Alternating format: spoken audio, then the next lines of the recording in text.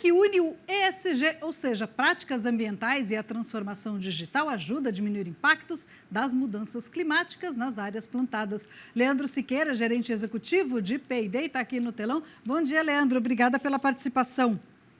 Bom dia, Renata. A gente agradece aí a oportunidade de falar um pouquinho de ESG, de inovabilidade com o público aí do Bem da Terra.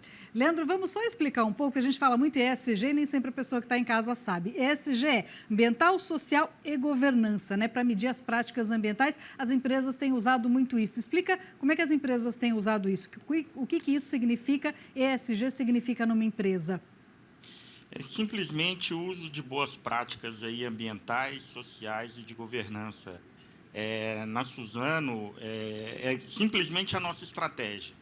Por exemplo, hoje a Suzano, a estratégia ESG dela, coloca itens como remover mais de 40 milhões de toneladas de carbono da atmosfera, oferecer 10 milhões de produtos, de toneladas aí de produtos de origem renovável para substituir plástico e derivados do petróleo.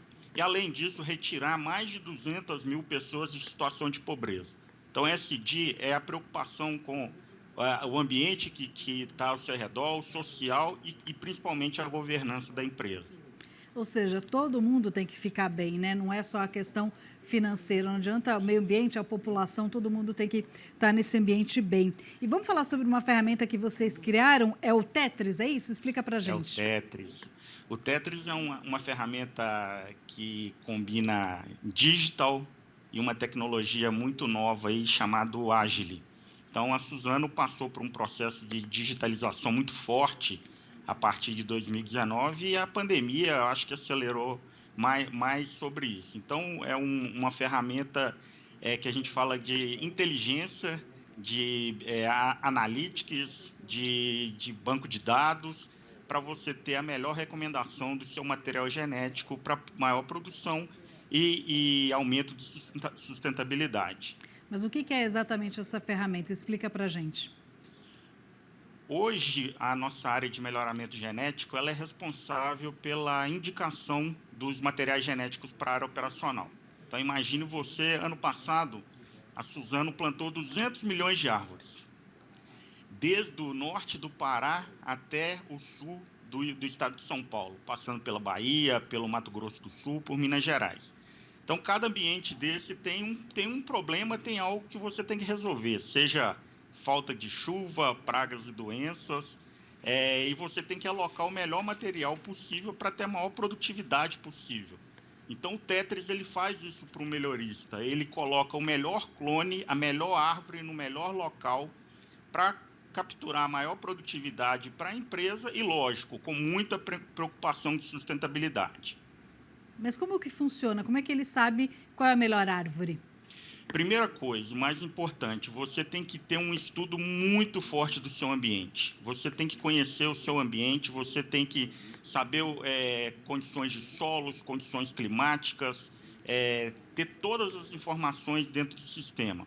E, além disso, você tem que ter uma base experimental muito grande. Então, com a base experimental, o cruzamento desses dados de o melhor clone, mais produtivo, no local com os problemas, o sistema ele consegue capturar essa informação. Opa, nessa fazenda eu vou colocar o clone A porque eu sei que ele é resistente a determinadas pragas e doenças que ocorrem ali em determinada época do ano.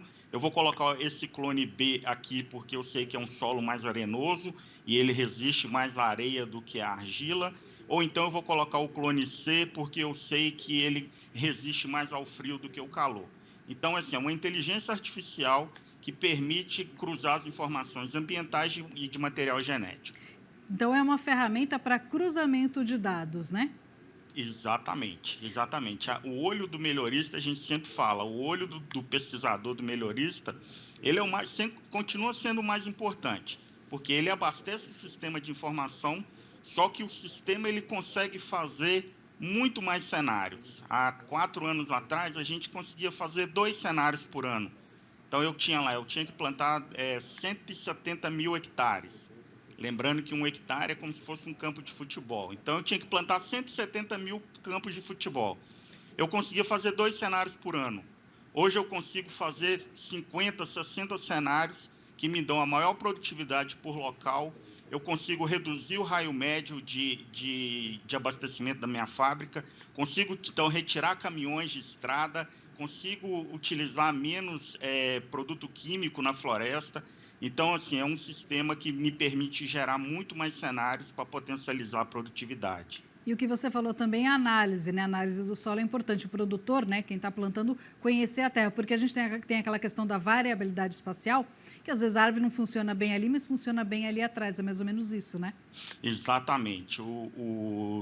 Todo mundo que trabalha com genética na agricultura sabe que existe algo muito importante chamado interação genótipo-ambiente.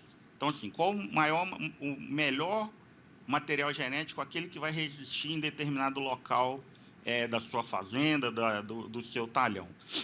E é isso aí. Então, a informação ambiental hoje talvez é o dado mais importante que o agricultor, que o civicultor pode ter para potencializar a sua produção e para ter uma produção muito mais sustentável.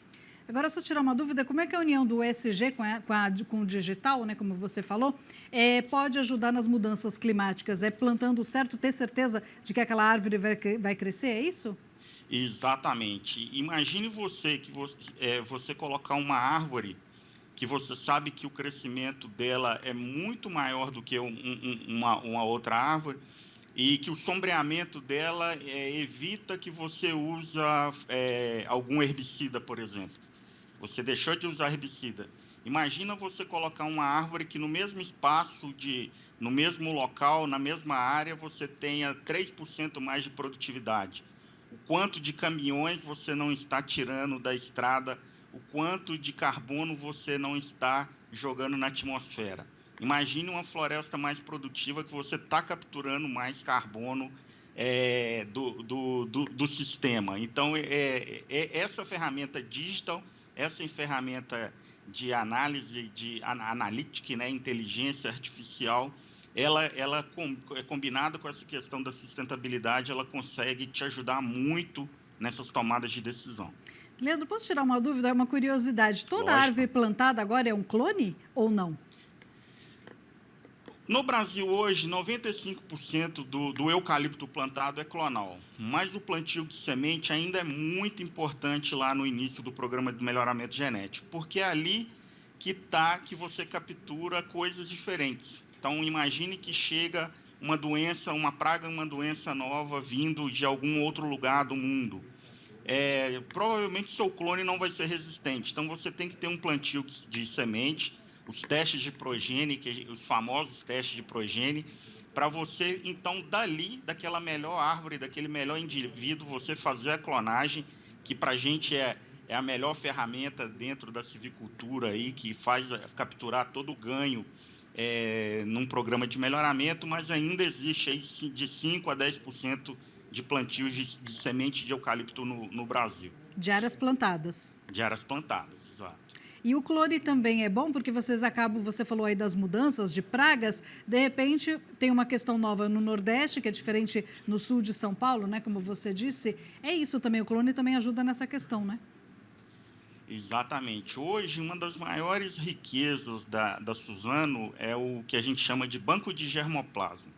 Para você ter ideia, a gente tem 15 mil clones à nossa disposição para serem testados a hora que a gente quiser, no local que a gente quiser. Então, a empresa decidiu ir para um novo local do Brasil, e você tem esse seu pool genético à sua disposição para testar o melhor clone no melhor local.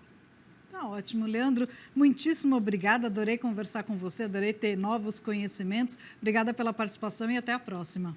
Renata, sempre à disposição. A Suzano agradece muito o espaço. Eu que agradeço. Até a próxima.